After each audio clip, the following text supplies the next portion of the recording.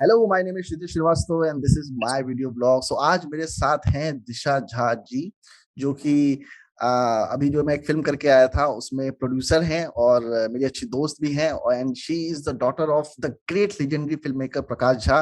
And she is not just that, she is also a producer of a Hindi feature film starring Arshad Warsi called fraud Saiyaan. And she is a very independent women जो अकेले अकेले travel करती रहती हैं, अकेले अकेले घूमती रहती हैं और अपनी फिल्में बनाती रहती हैं और पूरा भारत देखती रहती हैं। तो Disha ji, welcome to my channel. Thank you so much. कैसी हैं आप?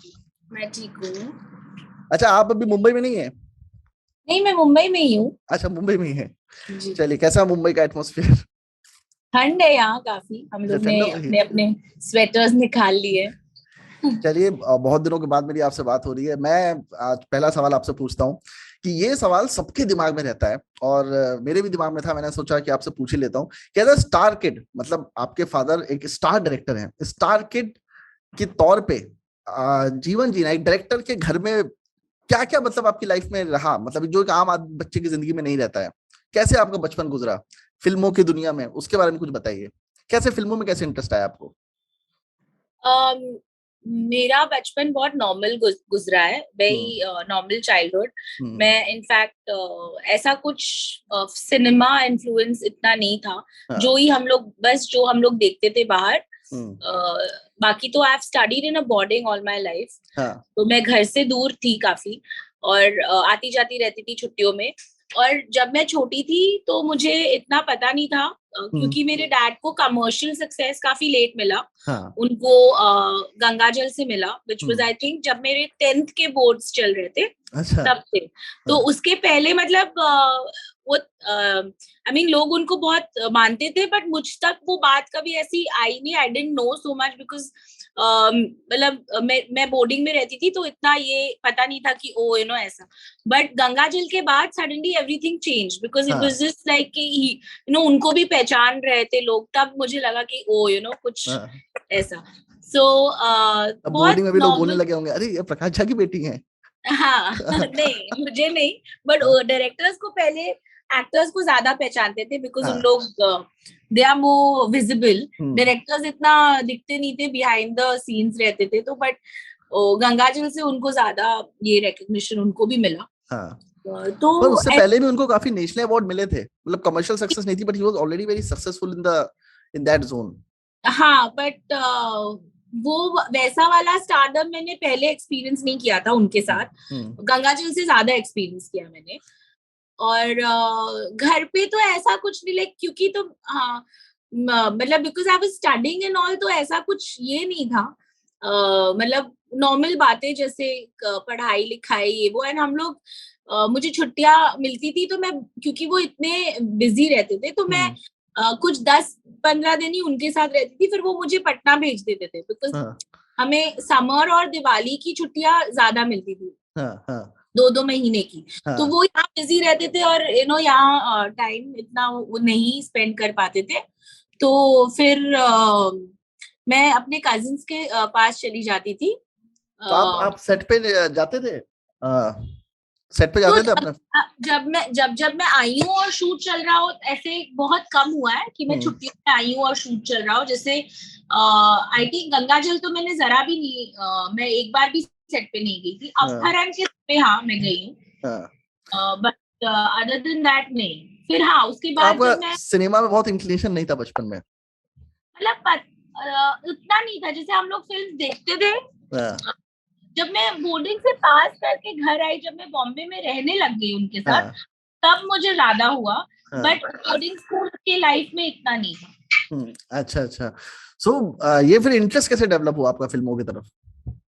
तो फिर मैंने धीरे धीरे काम करना शुरू किया, ऑफिस जाना शुरू किया। हम्म। और फिर बस वो जो थोड़ा बहुत एक्सपीरियंस, पहले पहले 2 फिल्में तो मैंने ऐसे ही कर ली, ऐसे ही हाँ। जैसे छुट्टी बनाने के लिए। कौन कौन सी? हाँ, लाइक दिल दोस्ती और खोया खोया चांद। वो अच्छा। ऐसा था, मतलब I was just trying to understand कि क्या है हाँ, ये।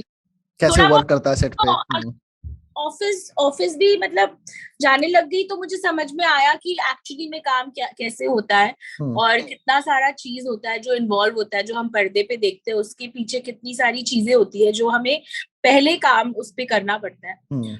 तो वो दिल दोस्ती में मैंने just to get the feel of it, set पे क्या ये वो फलना ढिमका, वो सब मुझे धीरे धीरे दिल दोस्ती से पता चला। खोया खोया तो आप उसमें क्या कर रहे थे, मतलब इंटर्न एडी या फिर कुछ प्रोडक्शन में थे या फिर ऐसे ही सेट पे जाते थे? मैं ऐसी थी, मेरा कोई क्रेडिट नहीं है actually film. I was like observing, एक स्केड्यूल किया ऐसे। और फिर खोया खोया में आई वर्क, मैं प्रोडक्शन में थी। तो बस उसके बाद तो मेरी पढ़ाई भी साथ साथ चल रही थी, तो फिर बीच में मैंने फिर थोड़ा रोक दिया था, राजनीति तक फिर मैं काम नहीं कर रही थी क्योंकि तब मेरे को ये दोनों फिल्म्स हुए तो मैंने बीच बीच में ब्रेक्स में किए क्योंकि कॉलेज चल रहा था मेरा, तो इसलिए फिर तब मेरे को रियलाइज हुआ कि मतलब इतना हम लोग का सेटअप ऐसा है तो मुझे इस सेटअप का हिस्सा बनना है, तो मुझे और कुछ करने का ऐसा इच्छा नहीं था। तो फिर आई जस्ट गॉट इन्वॉल्व। राजनीति is one of the first movies जो मैंने बहुत मतलब जी जान से काम किया था, एकदम खून। तो हाँ, उसमें मैं कॉस्ट्यूम असिस्टेंट थी, सुपरवाइजर, जो कॉस्ट्यूम कंट्री हम लोग करते हैं। तो उसमें भी बहुत सीखा, उसका सेटअप टोटली डिफरेंट था वो। और दैट वाज वन फिल्म जो बाबा खुद डायरेक्ट कर रहे थे। Khoya Khoya Chand Sudhir ji was directing and Dil Dosti there was a new director called Manish. तो उनके साथ मेरा ऐसे था नहीं सेट पे। तो it was this Rajneeti was the first film that I was working where he was directing. तो वहां आपको फेवर्स मिलते थे? हाँ, फेवर्स नहीं, डांट पड़ती। मेरे को तो फर्स्ट वीक में ही डांट पड़ गई थी, कुछ प्रॉब्लम हुआ था कॉस्ट्यूम में। बट हाँ, इट वाज नाइस, बहुत सीखने को मिला। और वो पूरा प्रोसेस फिर मैंने एक्चुअली में फिल्म मेकिंग क्या होता है फ्रॉम प्री प्रोडक्शन रेकी से लेके रिलीज तक, वो मैंने सब समझा राजनीति में। तो ये कैसे इतने सारे एक्टर्स को जो मैनेज करना होता है, ये आपको क्या मतलब सेट पे क्या एक्सपीरियंस रहा आपका, कि इजी होता है या ज्यादा डिफिकल्ट होता है to work with few big actors और to work with huge amounts of big actors? Because उसमें नाना पाटेकर भी थे, रणबीर भी थे, अजय देवगन भी थे, there must be ego clashes, there must be so many things happening on set. तो क्या एक्सपीरियंस रहा उसका? ऐसा कुछ ईगो क्लैश वगैरह नहीं था। इन लोग they are all very content actors with in themselves, तो ऐसा कुछ नहीं था। हाँ, डिफिकल्ट इन द सेंस ये सेटअप हमारे लिए भी नया था एंड इतना बड़ा, like for us also it was our first time we were doing it. तो इतने क्राउड के साथ इतना बड़ा स्केल, बट हमारा like our production, hats off to them, you know, like कोई इशू नहीं आया। And I think we are very good with crowd. My dad is also, he is a people's person, मतलब he is so good with people. तो सब मतलब वो आते हैं तो ऑटोमेटिकली पीपल मतलब लोग उनका सुनते हैं। हाँ. ये मैंने भी देखा था राजनीति में, like you know, I didn't realise like जो उनका एक ये था ऑरा सेट पे, वो मैंने भी देखा, लाइक लोग उनको देख के, you know, they used to be like oh, you know. तो वो वाला एक्सपीरियंस मुझे भी राजनीति में ही हुआ। अच्छा. मैं अदरवाइज मेरे लिए तो नॉर्मली जैसे डैड होते हैं घर पे वैसे मुझे ऐसा ही, बट नहीं, सेट पे ही इज क्वाइट डिफरेंट। तो हाँ, इट वाज नाइस। तो ये फिल्म बनाने का कैसे प्लान किया आपने, मतलब कि फ्रॉड से, या मैं पूरी फिल्म प्रोड्यूस करती हूँ इंडिपेंडेंटली? तो मैंने फिर राजनीति के बाद काफी अलग, जैसे मैंने नॉर्मल एडी करके काम, जैसे कॉस्ट्यूम्स हो गया था, फिर मैंने आर्ट किया, फिर मैंने एक्टर्स कॉलिंग, फिर मैंने प्रोडक्शन, अलग अलग चीजें तो काफी काम किया आपने पहले? हाँ, पोस्ट प्रोडक्शन, पीआर, ये सब मैंने कर लिया था। फिर फाइनली जब मुझे रियलाइज हुआ कि मुझे सबसे ज्यादा इंटरेस्ट प्रोडक्शन में ही था, इन द सेंस की सेटअप, यू नो, शुरू से स्क्रैच से एक प्रोजेक्ट को बिल्ड करना, तो वो मुझे उसमें ज्यादा ये था। तो फिर मैंने सत्याग्रह के बाद आई थिंक मैंने डिसाइड किया था कि अब मैंने असिस्टेंट करके मैंने काफी कुछ सीख लिया है, so I wanted to become independent. तो फिर मैंने स्क्रिप्ट्स ढूंढने शुरू किए जो मुझे लगे कि थोड़ा कमर्शियली वाइबल हो, यू नो।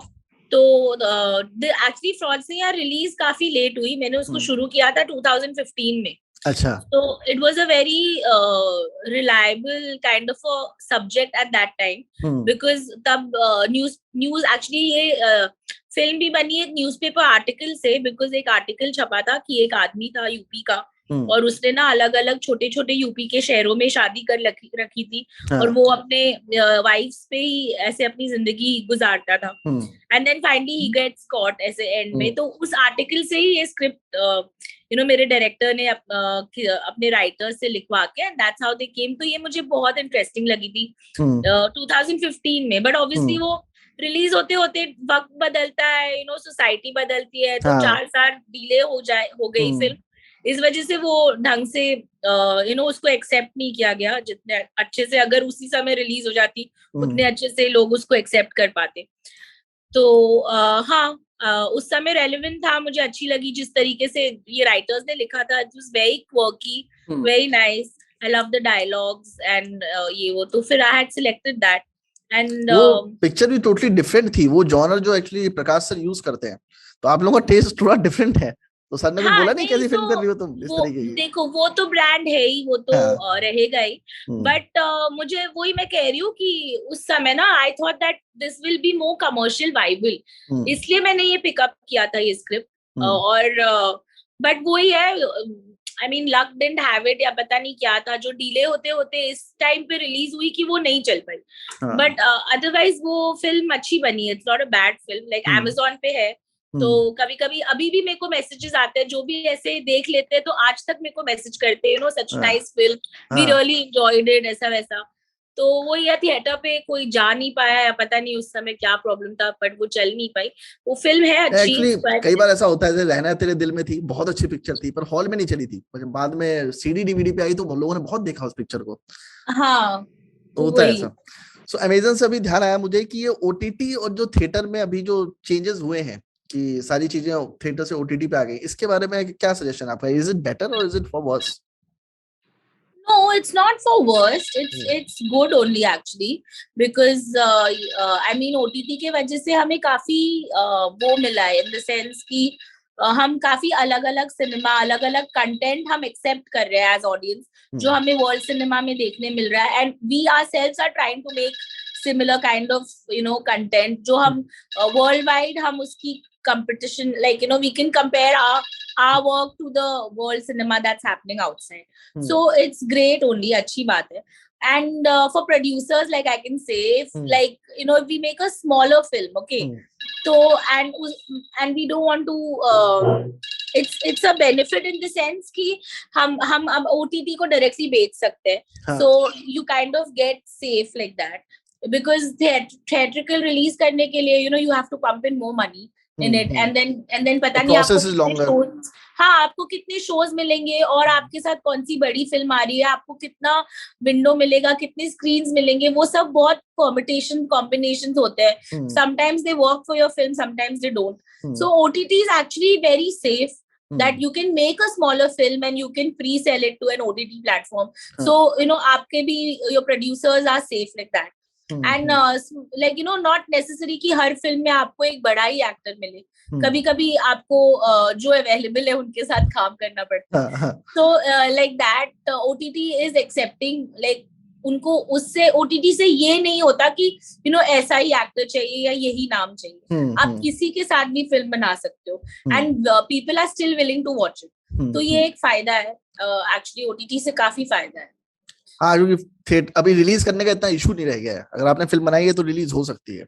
हाँ मतलब अगर आप, वो आपका पर्सनल कॉल है कि आपको थिएट्रिकल करना है या OTT, बट OTT एक सेफ ऑप्शन है। एंड सिनेमा का देखो, सिनेमा का जो प्यार है वो तो सिनेमा का प्यार, कुछ थिएटर, कुछ फिल्में होते हैं जो आपको लगता है यार इसको तो बड़े पर्दे पे ही देखना चाहिए, बट कुछ films are which you feel like कि ठीक है बाद में देख लेंगे टाइप, तो वो होता है। सॉरी, तो as a producer what kind of scripts you are looking for? क्योंकि मुझे पता है कि बहुत सारे लोग ये आपका वीडियो देख रहे होंगे, वो जब जानेंगे कि आप प्रोड्यूसर हो then they would try to pitch you the screenplays. तो कौन सा स्क्रीन प्ले आपको लगता है कि इस तरह की चीजें होनी चाहिए जब कोई पिच करे आपको? तो ऐसा कोई जॉनर, पर्टिकुलर जॉनर नहीं ढूंढती हूँ मैं, whichever script is written well and which is appealing, जहाँ मैं सिर्फ ढूंढती हूँ कि इसमें engaging बात क्या है जो ऑडियंस को engage करके रखे, और as a subject it should excite me, because मैं बहुत फिल्में देखती हूँ हाँ, and I am a cinema lover. तो अगर मुझे एक्साइट करती है, मुझे लगता है कि ये फिल्म मेरे को देखनी, मतलब I will want to see it, तो मुझे लगता है कि audience will also want to see it. So that one of the processes of me selecting a script is that. और बाकी फिर टेक्निकल चीजें जो हम लोग फिल्म मेकिंग में बहुत सीखते हैं कि यू नो ऐसा होना चाहिए, वैसा होना चाहिए, यू नो क्राइसिस होना चाहिए, ये होना चाहिए, एक्ट वन कहाँ कर, वो सारी चीजें ऑफ कोर्स जो फिर हम लोग थोड़ा बहुत थियरी घुसाते हैं सिलेक्ट करने में. बट मोटा मोटी आई थिंक मेरा इंट्यूशन, मैं बहुत ज्यादा मानती हूँ मेरे इंट्यूशन को, तो उस हिसाब से मैं सिलेक्ट कर लेती हूँ. मुझे कुछ बहुत अच्छा लग गया तो उसी समय मैं हाँ बोल देती हूँ. अच्छा, मतलब अगर आपको सिर्फ सिनॉप्सिस भी दिया जाए, if you like the core idea you will accept it. हाँ, and I don't like narration. मुझे नरेशन में बहुत नींद आई आती नो. मुझे पढ़ना अच्छा लगता है, लाइक बिकॉज आप जब पढ़ो तो आप खुद फिल्म को इमेजिन कर सकते हो और पढ़ के बहुत सारी चीजें you know you can understand. But मुझे इसलिए नरेशंस नहीं पसंद. I like to read scripts. तो रीडिंग से मुझे एक चीज पूछनी थी मुझे. What are your favourite books and what are the current books that you are reading? I was reading abhi to, because my dad is working on Narsimha, so I'm reading Half Lion right now, जिस किताब पे वो बनने जा रही है film. और मैंने काफी मतलब books. You like film books or normal I like to read. I used to love to read Mills and Bones, ये you know जो typical love stories. I love reading autobiographies also. मुझे बहुत पसंद है पढ़ना. And I like a little mythological, like you know किसी भी जैसे सीता या you know शिवा पे कुछ लिखा गया. अमीश के सारे किताबें मैंने पढ़ी हैं, या इस तरीके का ना रियल विथ माइथो, इस तरह का कॉम्बिनेशन मुझे बहुत अच्छा लगता है पढ़ना. या I like to read all that. जो मुंबई से बाहर लड़के हैं जो मुंबई आना चाहते हैं और प्रोडक्शन में काम करना चाहते हैं, उनके लिए क्या सजेशंस आपके, क्या चीजें उनको दिमाग में रख के आना चाहिए? क्योंकि ऐसे बहुत बच्चे हैं जिनके दिमाग में मिथ्स रहते हैं कि जाएंगे वहां पे ऐसे काम मिल जाएगा, और प्रोडक्शन में काम मिले कैसे?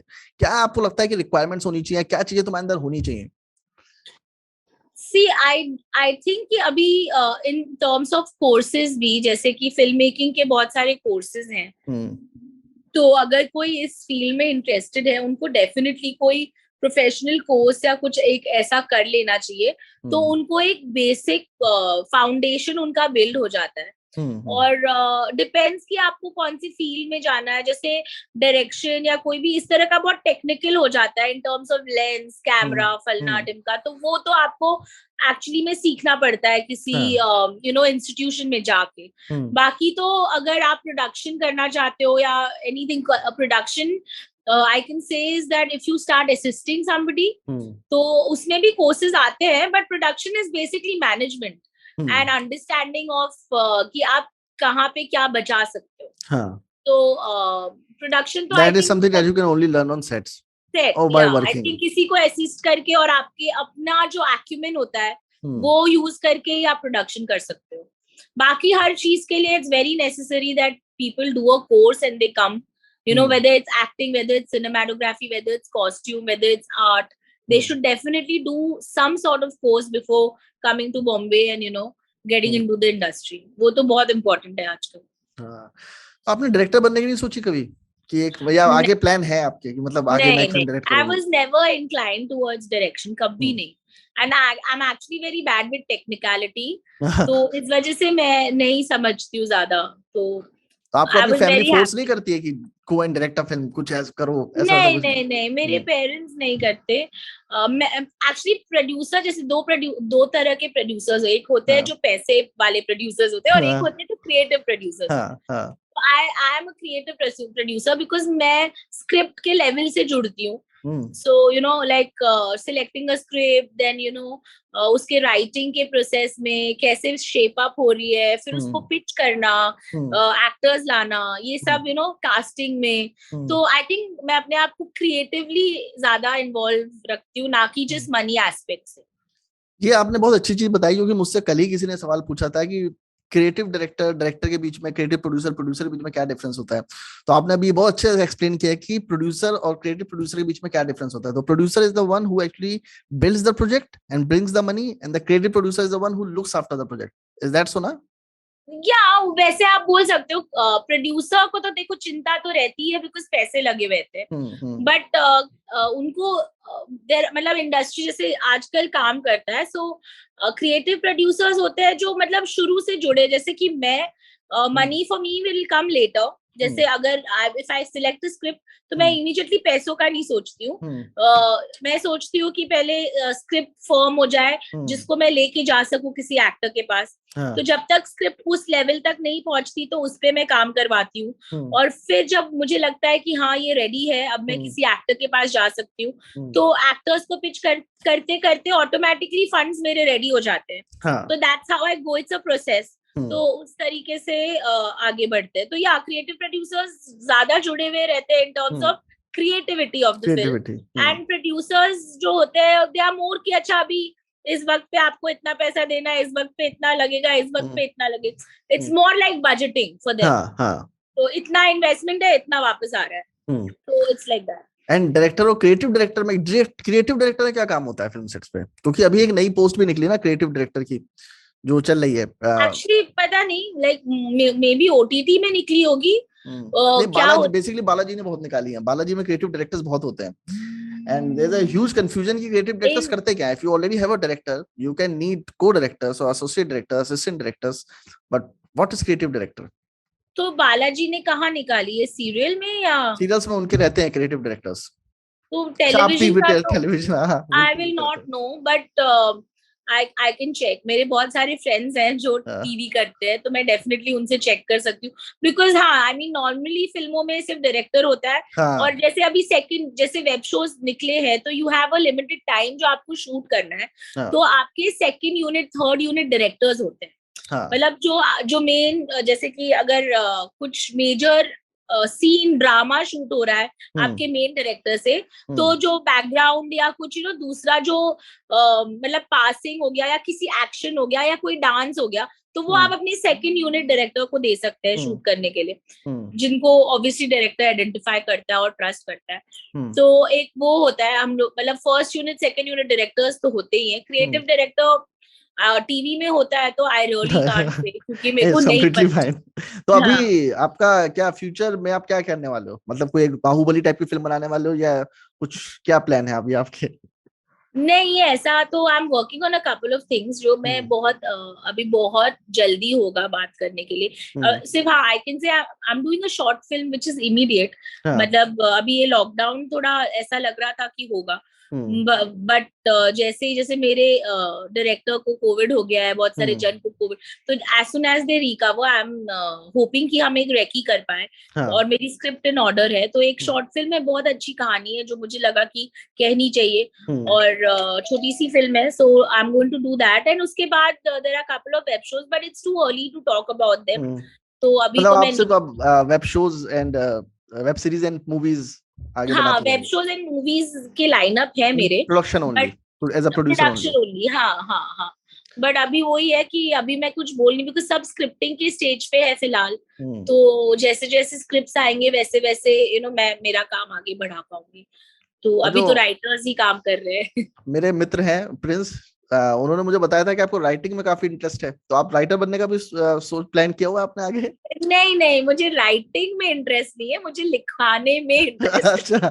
मैं आपको समझा सकती हूँ कि आपको क्या लिखना चाहिए, बट मैं लिख नहीं सकती, आई कांट राइट। अच्छा, कोई मैसेज जो आप देना चाहती हैं मुंबई के आउटसाइडर्स को जो मुंबई फिल्म इंडस्ट्री में आना चाहते हैं, some last minute advice to them? नहीं, I think see, if it's their dream and if it's their passion, they should definitely follow it. इतना भी कोई हार्डशिप नहीं है हर फील्ड में होता है, तो they should come prepared, because क्या होता है कि हर, जैसे डॉक्टर का आपको पता है कि ये प्रोसेस है और फिर आप डॉक्टर बन गए, इंजीनियर का भी ये, तो इसमें ऐसा कोई प्रोसेस नहीं है। I mean you can do a course, but बहुत सारी दूसरी चीजें डिपेंड करती है कि आपको कहाँ पे जॉब मिले नहीं मिले, बिकॉज सारे डायरेक्टर्स के अपने अपने असिस्टेंट्स होते हैं, तो फ्रेंड्स के थ्रू कहीं यहाँ कोई जुगाड़ करके यहाँ या वहाँ, वो सब बहुत होता है। बट लक एक बहुत बड़ा फैक्टर होता है, I must say that. But other than that I think I mean if you just follow your heart and just do the correct things, तो आपको इतनी डिफिकल्टी नहीं होनी चाहिए। काम बहुत है इस इंडस्ट्री में, और यू नो अब तो और भी कहीं ज्यादा ना है कहीं, ओटीटी की वजह से। हाँ ओटीटी का बॉम्बे इज सो गिविंग यार, जो हाँ बॉम्बे आता है कहीं ना कहीं सबका भला ही होता है, हाँ, तो सच बात। People should keep coming. Thank you, Disha ji, for your time, and thank you thank you for so much. coming on my channel and giving me this interview, insightful interview, जिससे मैंने बहुत कुछ जाना आपके बारे में। और चलिए मिलते हैं जल्दी मुंबई में, जब मैं थैंक यू मुंबई फॉर आता हूँ हैविंग तो मी, थैंक यू, हाँ आता हूँ मुंबई तो मिलता हूँ आपसे, ठीक है? जी बिल्कुल। Okay, bye bye. Okay bye.